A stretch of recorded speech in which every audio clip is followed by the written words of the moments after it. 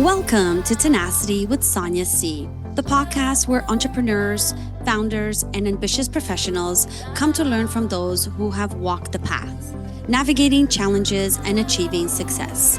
Whether it's thriving in business, pivoting, scaling for growth, fundraising, or finding work-life balance, dealing with loneliness, adversity, or overcoming personal struggles. Our guests share the insights and strategies that have empowered them to level up.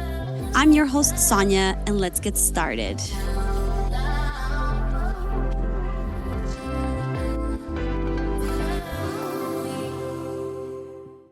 My guest today is Mark Stern. Mark is a visionary in the field of experience design. Mark went from a top-ranked strategy consultant at Deloitte to a trailblazing entrepreneur and founder of the Custom Box Agency.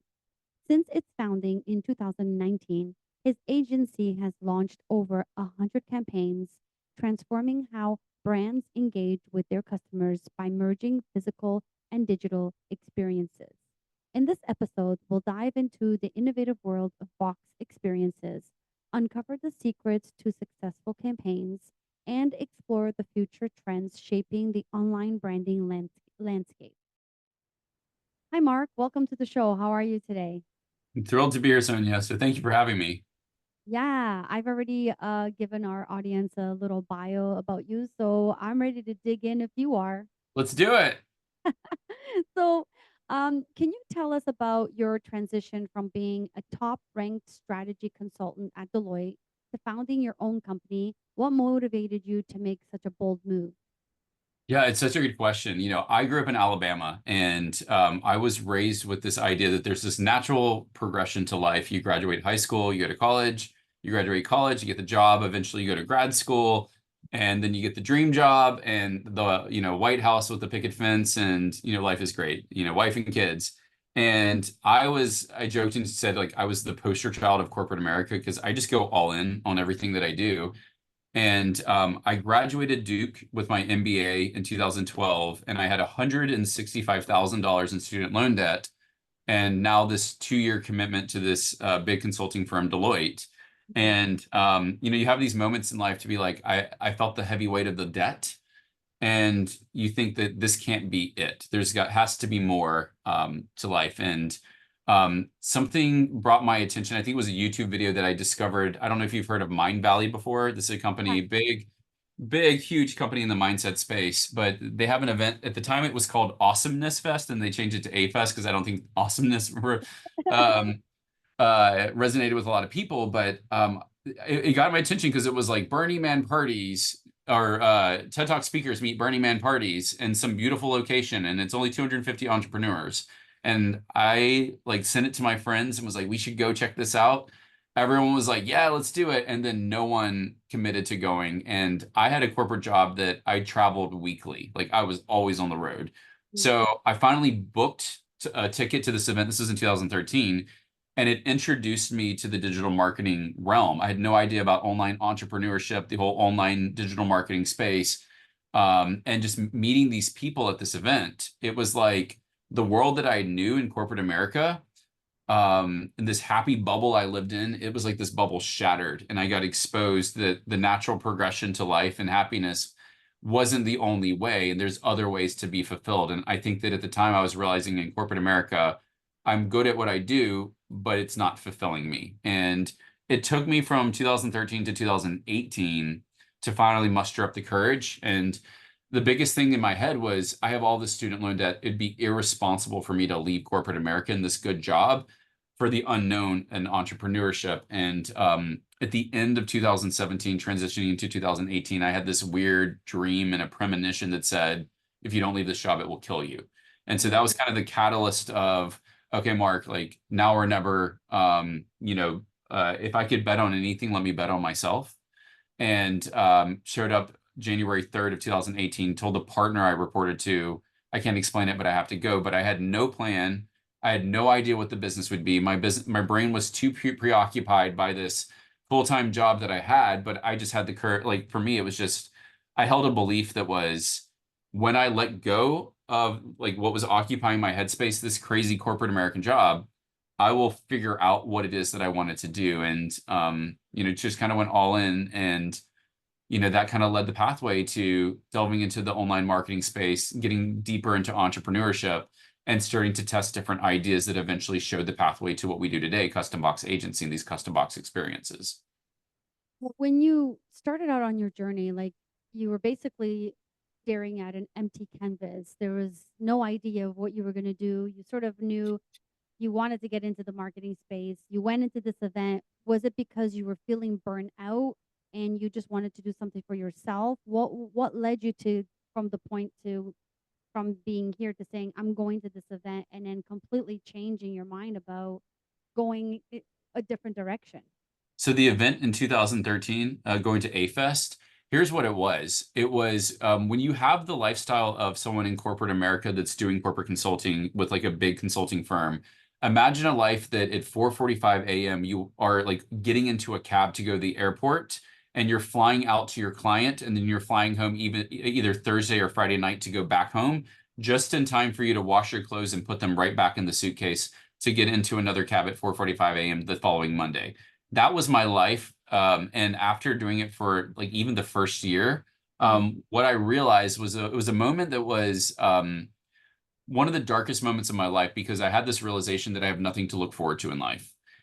Because my life was so like that was my life. I was traveling on the road. I was going, going, going. I had no weddings, I had no events, I had no I had nothing. And it was one of those moments that no one should ever be in a position that you have nothing to look forward to.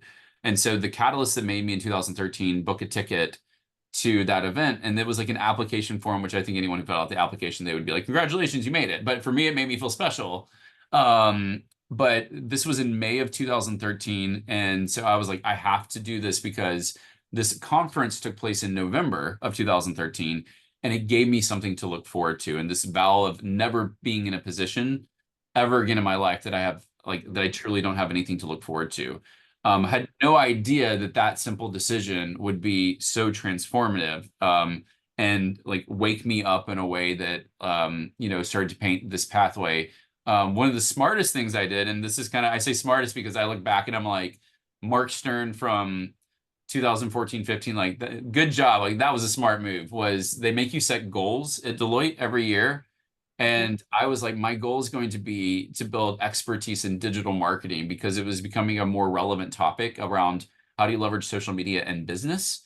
And because people were trying to figure out that game at that time. And through doing that, every time that a big digital marketing conference came up, whether it was traffic and conversion done by digital marketer or funnel hacking live by the ClickFunnels people, whatever it may be, I would tell my counselor or my mentor, um, can Deloitte sponsor me at this event? If you don't sponsor me, then I can't achieve this goal of becoming proficient in digital marketing. So I built this case up, and every year Deloitte would sponsor me to go to these digital marketing events, and it was just kind of cool to be exposed to it. But every time I went, it was like it took me to 2018 to realize, Mark, you are like this is a panacea. Like this is like you putting a band-aid on and not addressing the underlying thing that's happening, which is you're not feeling fulfilled in corporate America, and there's something that's drawing you to this. And at that kind of that kind of like pivot point, Mm-hmm. it was if I stayed at Deloitte, I was on the verge of becoming a junior partner. I knew what that looked like because then you become a partner, and then they force you to retire at age 62.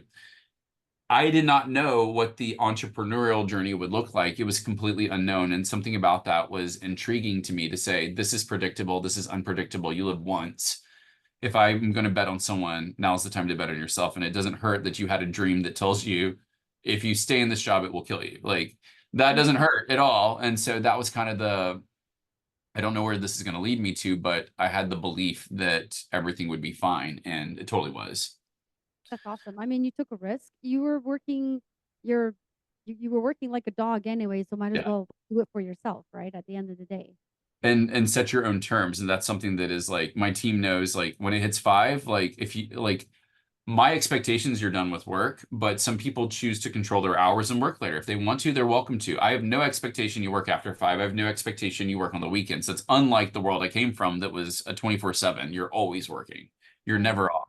I like to work. Like I'm someone who likes, I think some of us crazy. I think you have to be a little nutty to be an entrepreneur. I think we're all a little crazy because you're taking such a risk by being an entrepreneur. But to me, the reward is absolutely worth the risk. And I wouldn't trade it for anything in the world. But it's not the same as just showing up and getting a paycheck. Right now, your livelihood and the livelihood of everyone on your team and even your clients is reliant on you.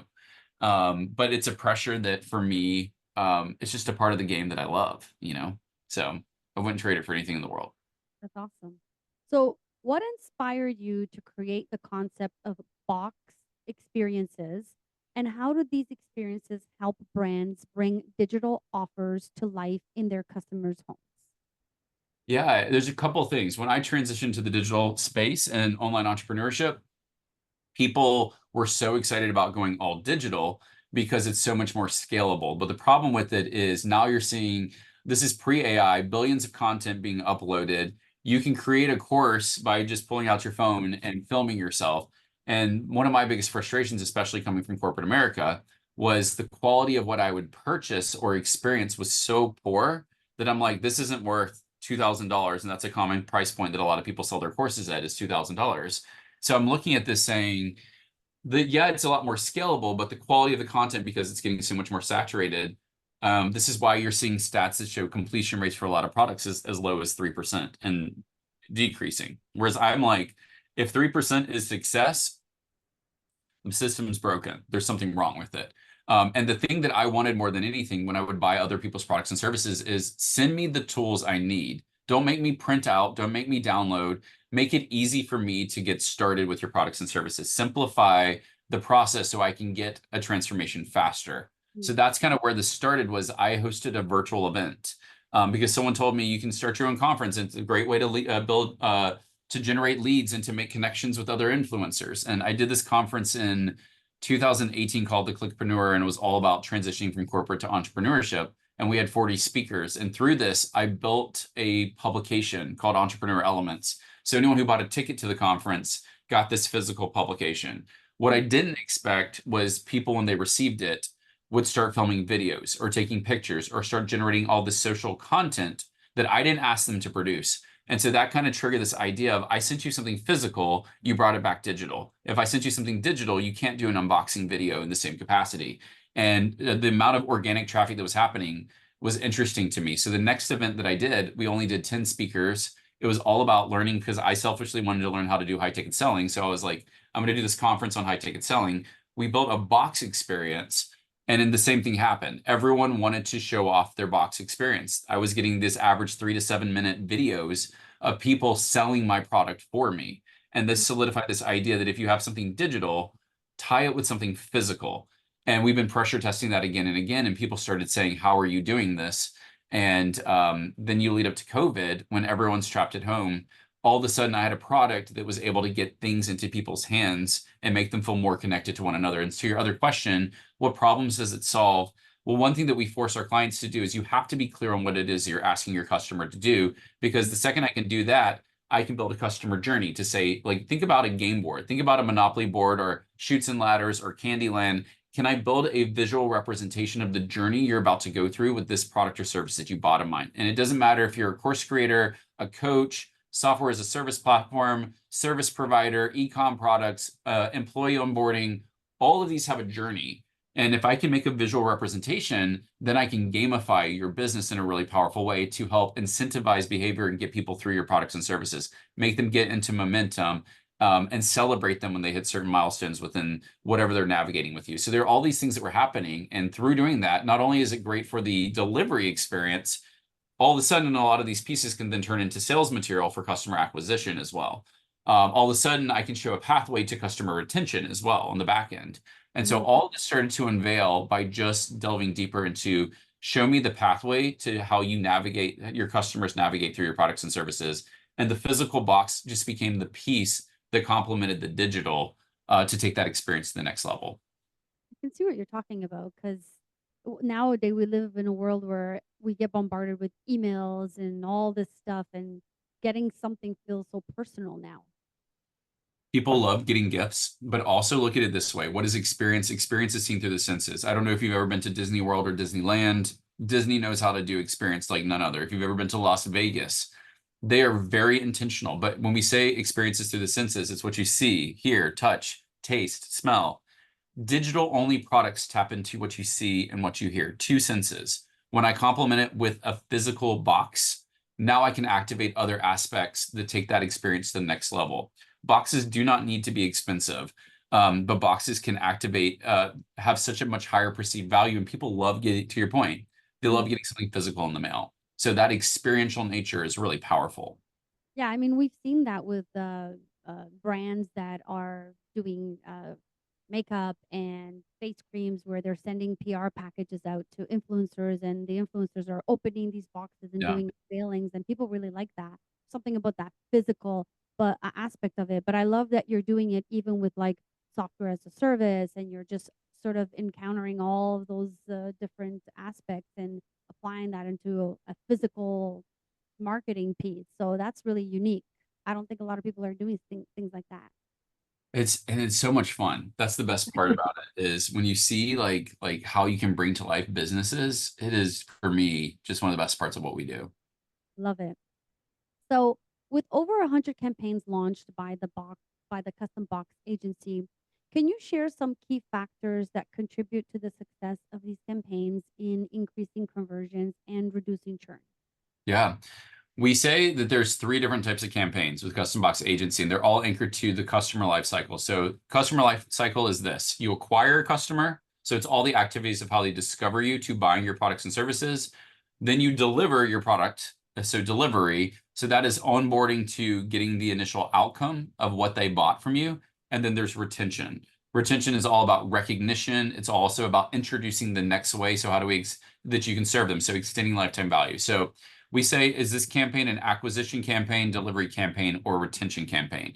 And a lot of times customers want to do multiple campaigns. A lot of our clients say, we'll do delivery here, but this is how we're going to acquire.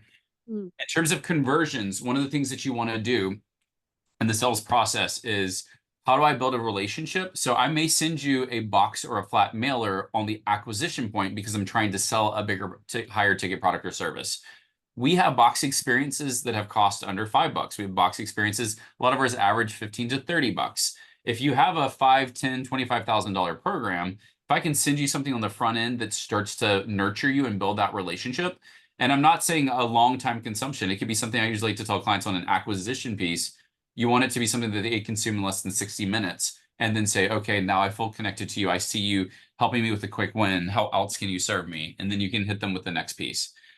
For delivery, which is our most common category, a lot of times people are looking at those first 30 days because oftentimes people have like a 30-day refund policy or a 15-day refund policy. One of the biggest reasons why people refund is they feel overwhelmed. So they jump into a program and you just dump everything on them. And if they feel overwhelmed and they feel like they're going to fail, they'll either disappear or they'll ask for a refund because for them, they don't want to feel like a failure. If you can give them a clear onboarding process and kind of groom them, think about anything we do in life. Before you go to university, you do an orientation that tells you how to navigate like going the college campus experience. You know, before you play a video game, it teaches you how to use the controllers. Before you play a board game, you read the rules to understand how to play the game itself. Like businesses need to be doing that in the onboarding process to make sure people feel set up for success and that they know what tools and resources. So that intentionality, we typically see a significant reduction in attrition rates or refund rates as a result of people just being set up successfully. And the other thing is a lot of things on the retention front. People want to be seen and heard. Brooke Castillo is a really well-known life coach. She had a quote that was the last time that most people were recognized was at their high school graduation. So this idea of a lot of people go through life not being seen or heard. If you can introduce means and feedback loops to make people feel recognized or celebrated, it doesn't have to be anything crazy. From a retention standpoint, you may give them that clear pathway to have something to strive for so they can be seen and celebrated when they hit that milestone. So all different ways that are really impactful. It just depends on what is your strategy. Are you trying to acquire? Are you trying to deliver? Or are you trying to extend lifetime value by retaining them? So hopefully that made sense. But that's how Yeah. we start to look at things. Awesome. How do you see the future of merging physical and digital experiences, and why is this approach becoming increasingly important for online brands? I think with the rise of AI, you're going to see even more saturation. And then now you're seeing this degree of people questioning the quality of the content in front of them. Yeah. And I think one of the most powerful things that can be done is um, you're going to see a lot more personalization. Like I would love to be able to send you a box experience that when you opened it and went through it, it truly was customized to you. It could be a little bit more dynamic in how it's delivering the information. It could also greet you by your name. So to open up an experience that is talking to Sonia or talking to Mark, and it actually says, "Hello, Mark," that's something that we can do. And that's something that we're going to start testing within a while, because I think that that's going to be such a differentiated and up-leveled experience. I think that people are going to yearn for higher quality, because the more that things get AI, I feel like there's right now a voice that you just know when you read something that this was not written by a human. It feels very robotic, or it feels like, yeah, I read things that language is just not words that we typically use. And I'm Yeah. like, nobody talks that way. But I think that you're going to see a way to like really more so cater the content so it feels a little bit more personalized to the individual. And especially with the box experience, if that can complement it. It's such a differentiator to the right to this explosion of um, digital content that's not going to slow down anytime soon. But I would love to say, you know, having a box to your products and services is going to be synonymous like having an iPhone case for your iPhone. Like I would never think about having an iPhone without a case. The case protects it, extends the lifetime value of it. I can customize it.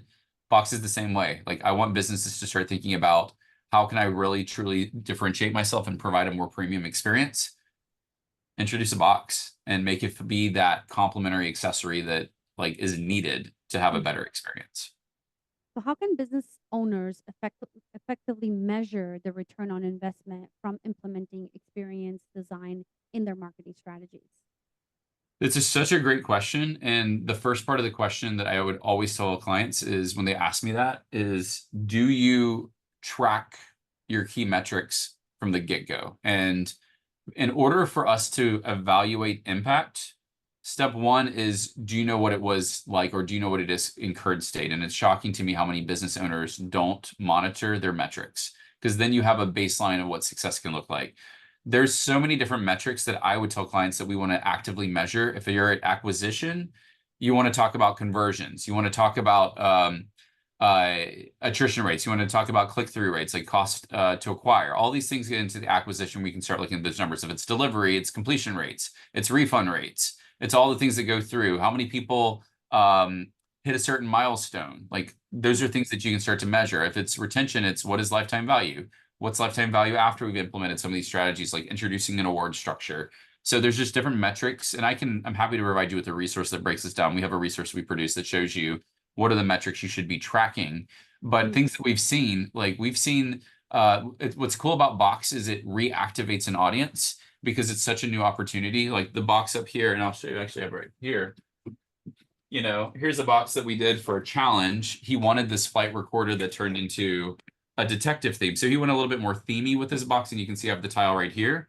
Yeah. But when we introduced the box, he doubled his conversion on the front end and doubled the amount of sales he did on the back end, which 4x the value of a campaign. We had another client that had a coaching program that when we introduced the box experience, we did something really simple to say, hey, you can get a refund in the first 30 days. All you need to do is send us back your box. And she did about, I think, 3,200 sales at $2,000 a pop. So we're talking about a multi-million-dollar launch. In terms of those who refunded, it was like 19. So to sell 3,200 plus units at 2K a pop, and Yeah. your refund rate was 19 people, I look at that and say that is less than, it's like a fraction of a percent. I think people would be incredibly happy with that, because industry standard for refund rates, I've seen anywhere from 5 to 10%, and like you're doing well under a percent. There's Yeah. just so many different strategies that you can do and to implement. We just had a client that did a virtual event, and she said we had the highest show up rate. This is the first time we introduced a box. Highest show up rate, highest conversion rate for the high ticket offer. And it was in this year, which is this year, we're seeing a lot of themes about people being a lot more reluctant to spend Mhm. because of the unpredictability of being a presidential election year, the unpredictability in where the economy is post-COVID era. And for her to hit, like, she was like, I've been doing this for 20 years, to hit her highest numbers in such a different state for our economy. But those are things that are just, you got to know your metrics. You have to have a baseline in order to really understand the impact. Yeah. What would you say to business owners who are concerned about the initial costs of implementing experience design compared to more traditional marketing methods? So what I tell people all the time is that if you have, let's just say if it's $1,000 or $2,000 offer, some of these box experiences, like my happy zone with a lot of these box build outs that we do for clients is about 15 to 30 bucks. And a lot of that is when you do print collateral, flat pieces, typically, and especially if you're doing a couple hundred or 1,000 or more pieces, those costs come down so quickly. And so Mhm. this is kind of where we always see that when we tie and give people the tools and resources that we need, we see a higher completion rate.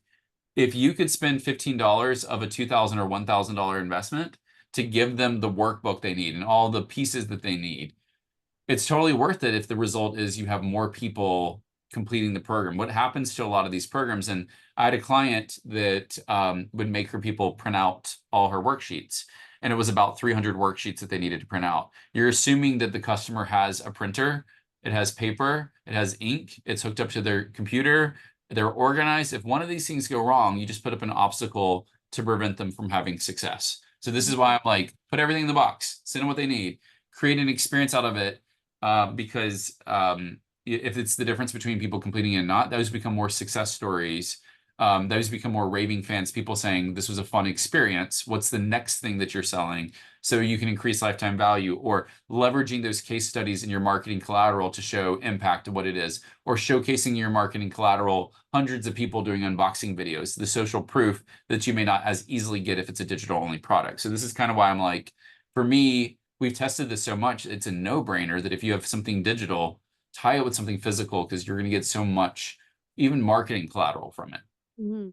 How does it work? Like, I could see what you're saying work really well with the from like B2C, so business to consumer selling. What about B2B? It could be B2B or B2C because technically our model is B2B. And right now, a lot of the B2B plays that we're making is sending box experiences to other businesses. I have someone that's in the podcasting space, or not in the podcasting space. He has his own product and he services other businesses as well. So he's Mhm. been sending out his box to get on podcasts, to get like return calls and start building relationships with people. So he's leveraging a box as a strategy of like sending a free gift that has a whole experience inside to activate people in a really powerful way. So from an acquisition standpoint, you can leverage it as a strategy to start to get on the radar of other businesses. If you're a B2B, it should function in the same capacity because if I can show you, if you adopt our services, the impact it will have on your business and therefore impact on your customers, it becomes a really powerful thing. We're also looking at building boxes right now that we can partner with other businesses where they could white label our products or services. Our clients could do the same thing if they wanted to create a product that could be white labelable, because now you're creating products that other businesses could be able to utilize to their customers and provide a greater value. So there's all different use cases that you could do, whether it's B2C or B2B. And like we heavily operate in a B2B to C model, meaning for a lot of our clients, yeah, they do service customers, some service other businesses, but the B2B to C is like we serve businesses, but because we have a fulfillment center in-house, not Mhm. only can we help you strategize and design these experiences and then have them produced, we can also ship them to your customers and white label our services. So we're shipping to your customers on your behalf, and they think it's you shipping it, not knowing that it's us in the background. So from a capability standpoint for other businesses, it's just we try and make it easy in terms of how you navigate whether you're delivering to another business or to Mhm. another customer. Got it. So what are some of the biggest challenges you face in your entrepreneurial journey, and what lessons did you learn from them? You can pick one. I have so many. Oh my gosh. Uh, I figured. so I will say I'm going to do two quick Okay. ones. Okay. Um, Hardest thing when I left corporate America and became an entrepreneur was I was failing left and right because I was like, I'm a rock star, I'm a high performer in corporate America. Why am I failing at this entrepreneur game? And it took me to realize this idea that corporate versus entrepreneurship is like checkers versus chess. The game board looks the same. Like it's the exact same game board that you play checkers and chess on. The rules are completely different. And so once I figured that out, it was like I'm trying to take corporate American rules and enforce them in entrepreneurship without like taking a step back and learning to be an entrepreneurship and then leveraging my competitive edge, which is my experience in corporate. The second I figured that out was such a game changer because I needed to give myself, if you play a new board game, you can't play life with checkers rules. Like you have to learn how to play the new game. But your strategy and your skill set are your competitive advantage. So that was a big lesson learned. The other thing is the power of niching down. Like when I had a little bit more open style business that was trying to be everything, Hmm. it was like I have this belief that like I want other businesses to win. I want other people to win. I want good people to win. Law of reciprocity tells us that therefore other people want me to win. And every business owner needs to have that mindset. So if that's the case, how do I make it easier for other business owners to help me win? Yeah. Don't overcomplicate what your business does. So when people know who does these custom boxes, because that's the crux of what we do, everyone will say Mark Stern Custom Box Agency. But if I said we did custom boxes and Facebook ads and YouTube videos and like 30 other things, I just divided the pie up of how I can serve people in so many different ways that it's confusing for someone else to help me win. And like that was a big aha that I had, that when I killed all my other small projects that I was doing and went all in on boxes, it made it so easy for other people to help me win. And it's the same thing when I can help other people win. If someone's like, who does Facebook ads? Yeah. I'm gonna go after the person that's all in on Facebook ads, not the person that can do Facebook ads and 400 other things. So Right. So you niche down focus. is a game changer. Yeah. So you focused on one thing and did that thing really well. And the cool thing about it is all my mental capacity gets to go to thinking about boxes and box experiences. So if That's a someone good did point. boxes and 400 other things, there's Yeah. mental capacity. So now I get to think and build this expertise and go deep into, and hopefully you can see it just by talking about boxes. Like Yeah. I spend a lot of time just thinking about this one thing so much deeper and putting so much more thought into it because I've niched down, whereas other people are a little bit like, if you do multiple things, it makes it that much harder. Yeah. I get that. So what advice would you give to entrepreneurs looking to disrupt their industries and thrive using innovative approaches like experience design? Yeah, great question. This was a big breakthrough for me. And I saw a speaker at a conference I went to. Is a conference by Singularity University. I don't know if they're still around, and I don't know if they still do this conference, but someone took the stage and he talked about what is innovation. And what he said essentially was this idea that innovation is not coming up with the next iPhone.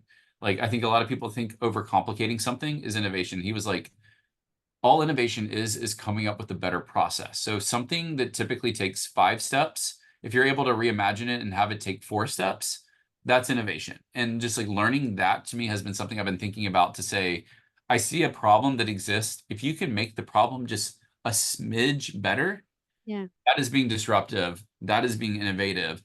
And for me, it kind of makes it innovation a lot more approachable. So this is the power of like software as a service platforms, things that would be manual and teams to do to build a website.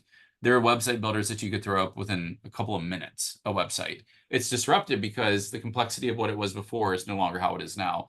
Um, so that's a big way that I'd tell people, like, how do you disrupt? If you can make a process just a smidge, a hairline better, then it's disruptive and it can be innovative. And so that's kind of where it's just like, hopefully that just hearing that, think Yeah. about a critical problem you're dealing with, map out the steps. If you can cut out one step and still deliver the same results, if not better, that is being disruptive. That is being innovative. And then technology can help accelerate that. AI is doing that in a big way. Think about like Yeah. the law industry, lawyers.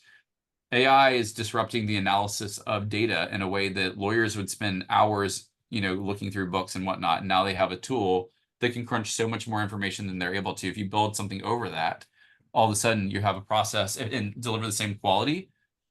It's disruptive. So Yeah. For yeah. sure.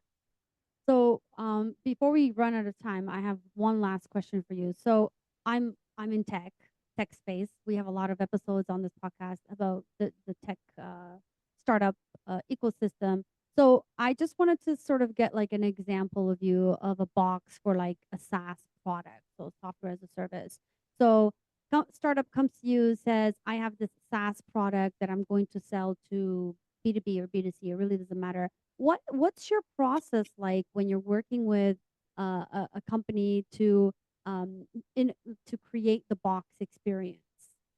With SaaS products, one of the biggest things you want to look at is a lot of SaaS platforms have like a 30 or 15-day trial. Yep. And so we know that if we can get you to utilize the platform, just like start building it, start utilizing it, the stick factor drastically increases. If they don't utilize in the first 30 days, the risk of them seeing the next month hit on their credit card, and you losing them just because they haven't taken action yet, Yeah. you'll see a huge drop off. So a lot of what we want to look at is, for the SaaS platforms, it is what can we build an experience that is focused on getting them up and running as fast as possible in the first 15 or 30 days, whatever that window is. So let's just say if you said your first month is free, how can I get you utilizing the platform in the first 30 days and utilizing it in a way that you start to have breakthroughs? So box experience, what we could do is gamify the first 30 days. We may say week 1, 2, 3, 4 each have different themes of things that you're trying to achieve in that week. And if I sent you a box, which you like typically our typical formula in a box, welcome note. So the what and the why, reinforced purchasing behavior, a getting started guide. Think about a 12 to 20 page flip book that reinforces the product, the benefits, the features, how to get started, what you have access to, and then the journey you're going on and other ways that you can support them. And you can layer it on with testimonials as well, because that's powerful. So Yeah. some type of getting started guide. So think about it as the rule book to a board game, a journey map. Okay, here's the first 30 days. And so a visual representation, it could be a scratch off that every day that they do something, they scratch off the next piece. It could be stickers. And so they're putting stickers on a game map. It could just be a plain game board that's just produced. We have a client that we did a custom stamp. So as they went through the experience, they could stamp off each day or each milestone until they got to the end. And then all the tools and resources they need. If it's anything physical, it could be action cards. Week 1, here are the things that you need to do. Then there's another envelope for week 2 and another envelope for week 3. So we're turning into a game and having that interaction. Biggest thing that we want to look at is, again, how do we make it as easy as possible to get people through it? And then I may say if you hit the end of week 1 or week 2, something may unlock, or we may incentivize behavior by mailing you something else in it. So that's a lot of what we're looking at, is that I know if I have a software as a service platform that's $297, $1,000 a month, $2,500 a month, sending out something that may cost you 15 to 30 bucks that takes that experience. One, it's going to be perceived as a premium experience because they don't often get something physical in the mail when they join. So we're just self-liquidating part of that first month's. But if it keeps that attrition rate lower than what you typically have, the next month when it hits, that becomes more profit and revenue in the pocket month over month. So how can I incentivize and gamify those first 30 days to get people to utilize the platform? That's a lot of what we look at the box experience. And we may say, hey, by the way, if you hit this other milestone later on, we're going to send you something else. We'll send you box 2 of 4 or 3 of 4 or 4 of 4, but it's all relative to what the software as a service platform is trying to achieve. So hopefully that made sense, but that's how I'd look at, especially with software as a service. What we really care about is the first 30 days. How can I increase that stickiness factor by getting you to utilize the platform? No, that was great because a lot of SaaS software is exactly that. They do the free trial, and then all they really want to see is the conversion rate of those free trials. So I think that really helps. Mark, thank you so much for coming on Yeah. and sharing all your knowledge with me. Before we leave, can you tell our audience how they can find you? Where's all your stuff? Everything they need to know about you so that they can reach out. Of course, yeah. No, thank you for asking. People can go to the website, www.customboxagency.com. That's one platform, or you can look me up, Mark Stern, on LinkedIn and message me on LinkedIn or Facebook. For us, that's an easy way that if you want to reach out with any questions, happy to answer them, or I'm happy to connect you with the right person on our team. But yeah, it's a fun process. We have a lot of fun with what we're doing. But yeah, no, thank you so much, by the way. And that's a wrap. I want to thank Mark for his time today and insights. We've explored the transformative power of experience design and how merging the physical with the digital can transform customer engagement and brand loyalty. Mark has shared invaluable lessons from his entrepreneurial path and offered practical advice for those looking to innovate their industries. And that's a wrap. To our listeners, thank you for joining me on this journey of learning, growth, and inspiration. Don't forget to subscribe to this podcast on your favorite platform and connect with our community on social media. I'd love to hear your feedback, so leave a review and let me know what topics you'd want to explore in future episodes. Remember, the future belongs to those who embrace challenges, adapt with tenacity, and keep pushing forward. Keep growing, keep pivoting, and most importantly, stay tenacious in your pursuits. Thank you for tuning in, and I look forward to bringing you more insightful conversations in our upcoming episodes. This is Sonia signing off, but as always, keep chasing your dreams with tenacity.